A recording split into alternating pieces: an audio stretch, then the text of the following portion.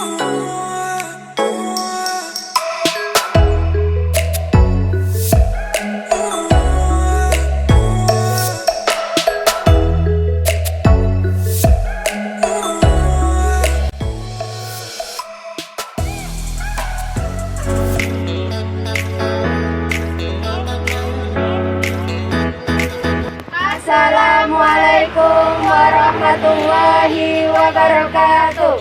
Kami dari kelompok 1 ingin melakukan wawancara terhadap salah satu guru yang ada di SMA Negeri 1 Kepenuhan, yaitu Bapak Dwi Sulistyo. Jangan kemana-mana, ikuti terus video kami. Let's go!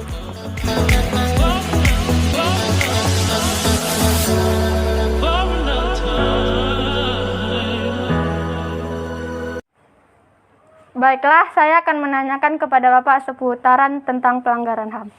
Izin ya, buka masker dulu ya. Baik, Pak. Pertanyaannya, apa sajakah contoh pelanggaran HAM yang ada di sekolah?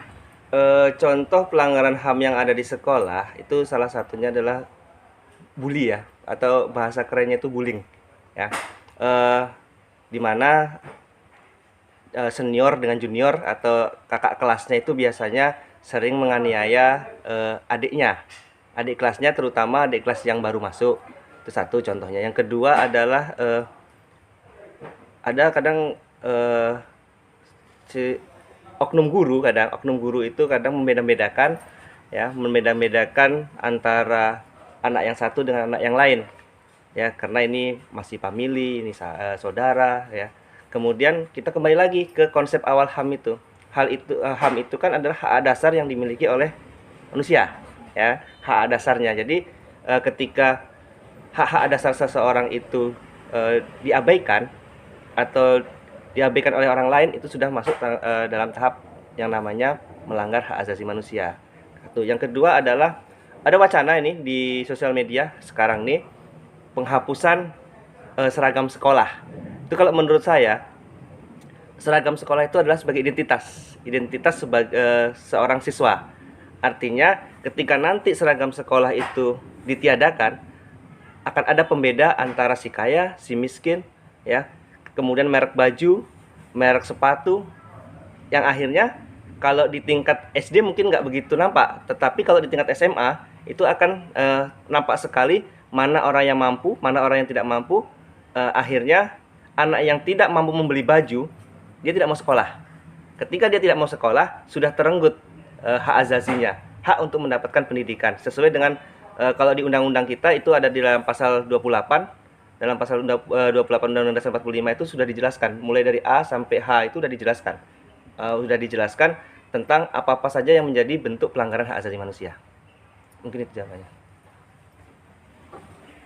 Baiklah, saya lanjutkan ke pembicara 2 untuk menanyakan pertanyaan selanjutnya. Saya sebagai pembicara 2 ingin menanyakan kepada Bapak tentang apa saja penyebab seseorang melakukan pelanggaran HAM. Penyebab seseorang melakukan pelanggaran HAM itu banyak ya, terutama dari faktor individunya sendiri.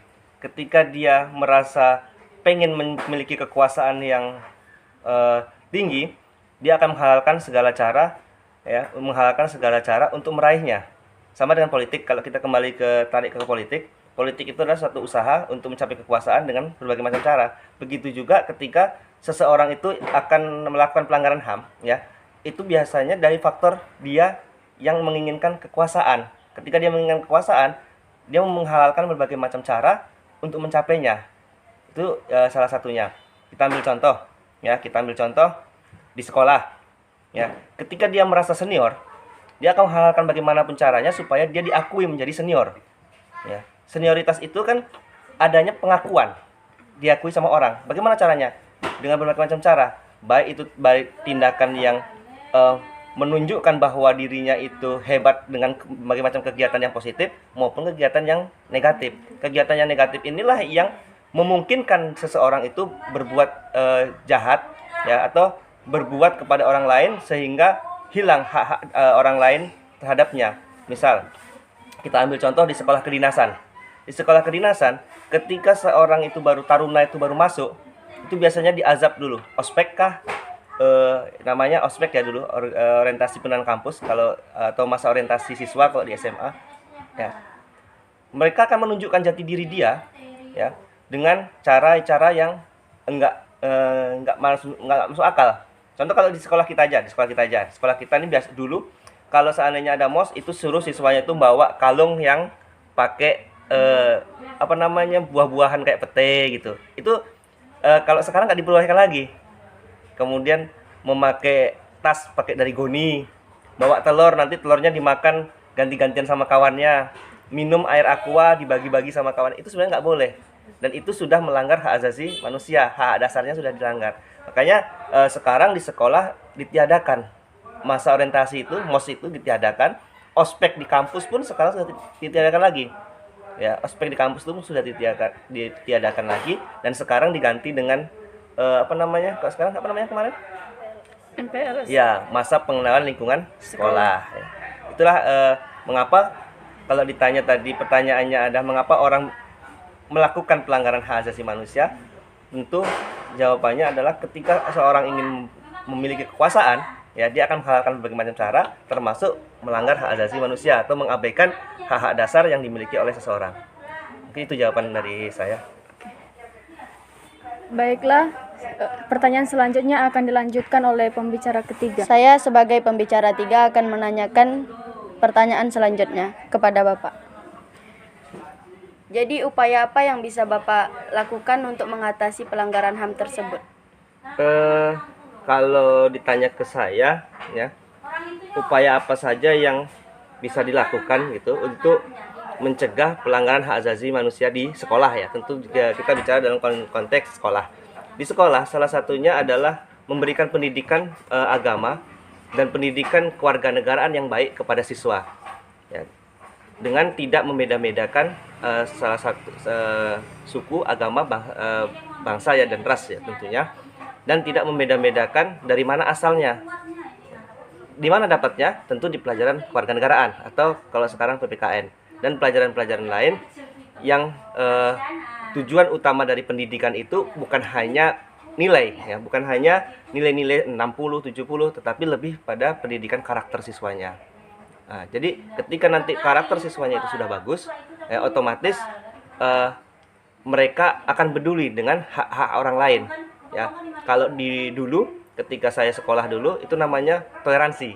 Ya, kalau sekarang mungkin lebih ke hak asasi manusianya, ya, lebih ke kepedulian kita terhadap orang lain, rasa tenggang rasa, menghargai orang lain. Ketika adab itu sudah terbentuk, karena kalau kita lihat kan mana didulukan, adab atau ilmu? Adab. Tentu adab. Ya, itu jawabannya pasti orang adab. Jadi ketika adab seseorang itu sudah bagus, maka dia akan menghargai orang lain dan dia bisa menghargai hak-hak dasar yang dimiliki oleh orang lain. Seperti itu. Terima kasih kepada Bapak. Mungkin wawancara hari ini cukup sampai di sini saja. Oh